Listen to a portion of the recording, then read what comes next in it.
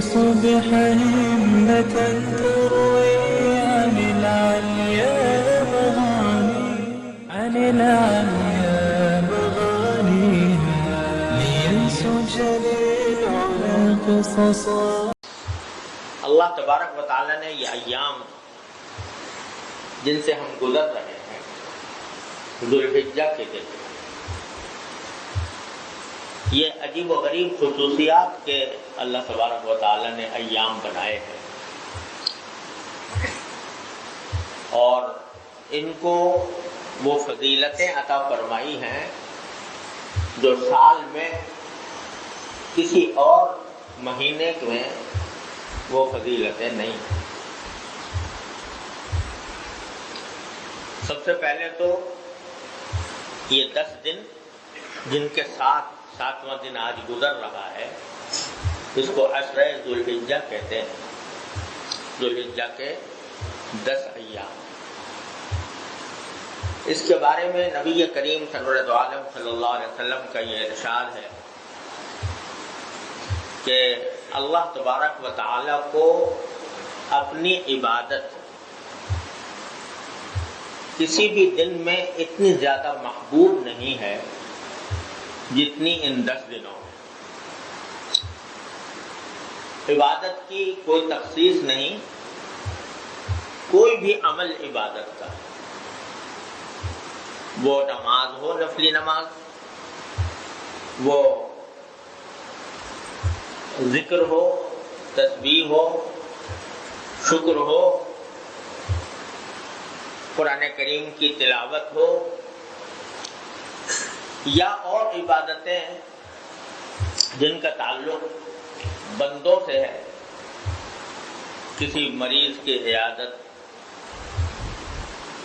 کسی مریض کی بیمار پرسی، صدقہ خیرات، کسی کی مدد کر دینا، کسی ایسے شخص کو جو کسی پریشانی میں مبتلا ہے اس کی پریشانی دور کرنے کی کوئی تدبیر کر دینا، یہ سب عبادتیں. اور ان دنوں میں 10 ایام میں اللہ تبارک و تعالی نے یہ فضیلت رکھی ہے کہ جتنا محبوب اللہ تعالیٰ کو ان دنوں میں اپنی عبادت ہے، کسی اور دن میں اتنی عبادت محبوب نہیں. تو ایک خصوصیت تو اس عشرے کی یہ ہے. دوسری خصوصیت ان ایام کی یہ ہے کہ ان میں کچھ عبادتیں ایسی مقرر کی گئی ہیں جو انہی ایام کے ساتھ خاص ہیں. دوسرے دنوں میں وہ کام کیے جائیں تو کوئی عبادت نہیں. مثلا ایک بات جو ان ایام کے ساتھ مخصوص کی گئی ہے وہ یہ کہ ایک دن کا روزہ 1 سال کے روزوں کے برابر قرار دیا گیا. ایک رات کی عبادت شب قدر کی عبادت کی طرح قرار دی گئی ہے. ایک ایسی حدیث میں جو متعدد طرق سے مروی ہے، اگرچہ سند کے اعتبار سے زیادہ مضبوط نہیں ہے، لیکن متعدد طریقوں سے، یہاں تک کہ ایک مرتبہ رسول کریم صلی اللہ علیہ وسلم سے کسی صحابی نے پوچھا کہ یا رسول اللہ، آپ نے فرمایا کہ ان 10 دنوں میں عبادت اللہ تعالیٰ کو سب سے زیادہ محبوب ہے، تو کوئی عمل جو اس کے علاوہ دنوں میں کیا جائے وہ اس دن کے برابر نہیں ہو سکتا. تو کیا اگر کوئی شخص جہاد فی سبیل اللہ کرتا ہے، اللہ کے راستے میں جہاد کرتا ہے، تو کیا وہ بھی آج ان دنوں کی عبادت کے برابر نہیں ہو سکتا؟ تو آپ نے فرمایا کہ ہاں، سوائے اس کے کوئی شخص اپنی جان قربان کر دے، اس کے علاوہ کوئی عبادت اس کے برابر نہیں ہو سکتی. تو روزے کی کا 1 سال کے برابر روزے کا ثواب اللہ تبارک و تعالیٰ ان دنوں میں عطا فرماتے ہیں. اور اسی طرح ایک عبادت ہے تکبیر، یعنی اللہ جل جلالہ کی بڑائی بیان کرنا، تکبیر کہنا، اللہ اکبر لا الہ الا اللہ اللہ اکبر وللہ الحمد، یہ تکبیر اللہ تعالیٰ نے ان دنوں کے ساتھ ایسی مخصوص کی ہے کہ چلتے پھرتے اٹھتے بیٹھتے آدمی کے زبان پر یہ تکبیر رہے. اور صحابہ کرام رسول کریم صلی اللہ علیہ وسلم کی تعلیمات کی روشنی میں ان دنوں میں کثرت سے تکبیر کہا کرتے تھے. ان کے اندر بھی تکبیر اور تحلیل، اللہ کی بڑائی بیان کرنا اور اللہ تعالیٰ کی توحید کا ذکر کرنا، اللہ اکبر لا الہ الا اللہ، اس کی فضیلت احادیث میں آئی ہے. اور صحابہ کرام کا یہ معمول نقل کیا گیا ہے کہ ان دنوں میں وہ تکبیر کثرت سے کہتے تھے، یہاں تک کہ حضرت عبداللہ بن عمر رضی اللہ تعالیٰ عنہ سے مروی ہے کہ وہ بازار میں نکلتے تھے اور ان دنوں میں اور بلند آواز سے کہتے تھے اللہ اکبر لا الہ الا اللہ اللہ اکبر وللہ الحمد. اور ان کی آواز سن کر دوسرے لوگ بھی تکبیر کہتے تھے اور یہاں تک کہ بازار گونج اٹھتا تھا تکبیر ہو گیا. صحابہ کرام کی یہ سنت آج کل متروک ہوتی جا رہی ہے. ہم لوگ صرف 9 ذی الحجہ سے جو تکبیر تشریق کہتے ہیں، لیکن اور اوقات میں چلتے پھرتے اٹھتے بیٹھتے زبان پر تکبیر ہونی چاہیے. یہ بھی ایک عمل خیر ہے جو ان دنوں کے ساتھ ہو.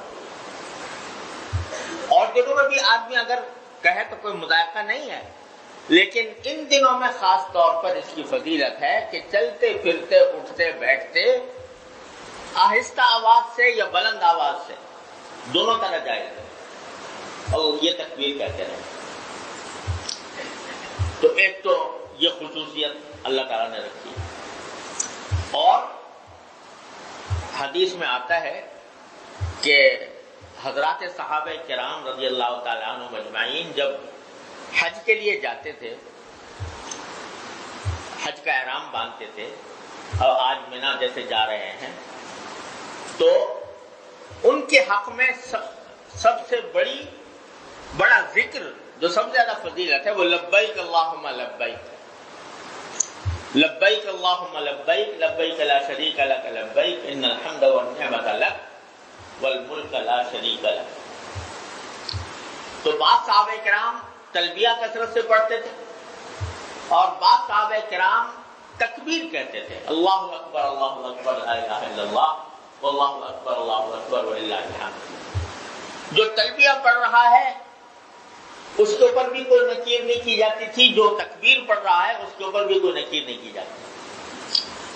اب جو حضرات حج میں موجود نہیں ہیں، جیسے ہم لوگ حج میں نہیں جا سکتے، تو ان کے لیے لبیک اللہم لبیک کا کلمہ تو نہیں ہے، یہ حاجیوں کے ساتھ مخصوص ہے. لیکن دوسری چیز اللہ اکبر لا الہ الا اللہ اللہ اکبر وللہ الحمد، یہ تکبیر ہم لوگوں کے لیے بھی ہے. اور اس طرح اللہ تبارک و تعالیٰ نے اپنے فضل و کرم سے ہمیں حاجیوں کے ساتھ ایک نسبت عطا فرما دی. وہ 2 قسم کے ذکر کر رہے ہیں، ایک لبیک اللہم لبیک اور ایک تکبیر. اور ان لوگوں کے ساتھ ہمیں بھی اللہ تبارک و تعالیٰ دور رہنے والوں کو بھی اللہ تعالیٰ اس طرح نوازتے ہیں کہ بھئی وہ تم تلبیہ تو پڑھ نہیں سکتے لیکن یہ تکبیر کہہ سکتے ہو. تو جب اللہ تبارک و تعالیٰ کی رحمت کی ہوائیں اور اپنے حجاج کے اوپر چلے گی تو انشاءاللہ اللہ تبارک و تعالیٰ ہمیں بھی محروم نہیں فرمائیں گے. تو یہ بھی ایک سمجھو کہ حجاج کے ساتھ ایک مشابہت پیدا کر دی ہے. حجاج بھی بلند آواز سے لبیک اللہم لبیک پڑھ رہے ہیں، تم بلند آواز سے تکبیر کہو اللہ اکبر لا الہ الا اللہ اللہ اکبر تو تمہاری کسی درجے میں ان کے ساتھ ایک مشابہت پیدا ہو، اور تم اللہ تعالیٰ سے یہ کہہ سکتے ہو کہ تیرے محبوب کی یا رب میں صورت لے کے آیا ہوں، تیرے محبوب کی یا رب شباہت لے کے آیا ہوں، حقیقت اس کو تو کر دے، میں صورت لے کے آیا ہوں۔ تو شباہت یہ بھی ایک بڑی نعمت ہے۔ شباہت پیدا ہو جانا کسی اللہ والے کی، کسی عبادت گزار کی، اللہ تعالیٰ کے عبادت کرنے والے کی اگر شباہت بھی پیدا ہو جائے تو یہ شباہت بھی کوئی معمولی نعمت نہیں ہے۔